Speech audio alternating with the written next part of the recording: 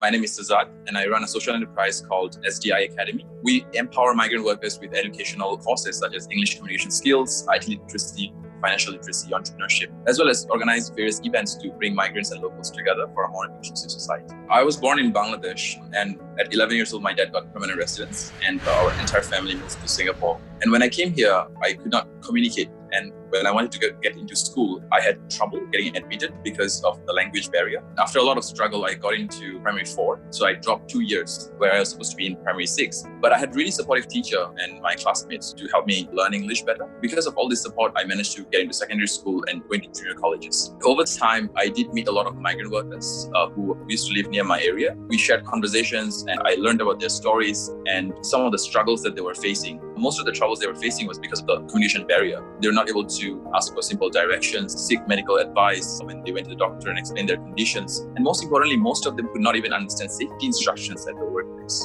I would give a lot of the credits for starting SDI Academy to the migrant workers themselves. They were the ones who actually reached out to me and asked if I could teach them English. So after I was done with my O-levels, I actually started teaching them near my area in Taman Jurong Park, where there was just a small table and we had about 6 people that we started with. I was referring to my primary school textbooks to teach them. And one thing that they really liked was that because I could relate to their problems, because I faced the same problems years ago, and I could pinpoint where their issues were, specifically what pronunciation they would be having problems with, what sentence structure they'd be having troubles with. And that kind of contextualization made them feel that this was very, very effective. So they started inviting a lot of their friends to join as well. Soon the numbers started growing from 6 to 8 to 10 and 12. And we could no longer actually accommodate the migrant workers in the small space that we had. I was very idealistic. I was like, I'm not going to teach 10 or 20 people. I want to teach hundreds of people. So I booked a community center hall for about 200 people. Lucky enough, on the first session itself, we had about 134 people.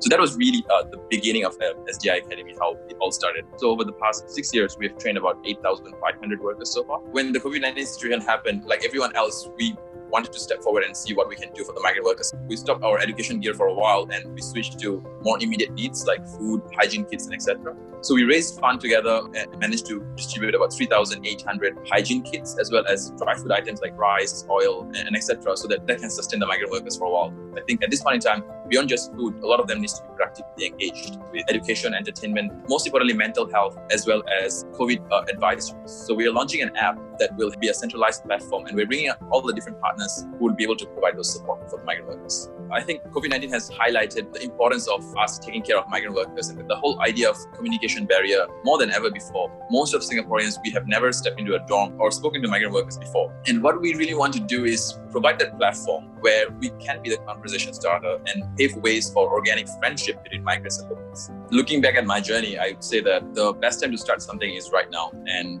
we can always do good and do better together. And it's by taking care of the most vulnerable group of our society. It's also a shared responsibility for all the businesses to take care of them as well.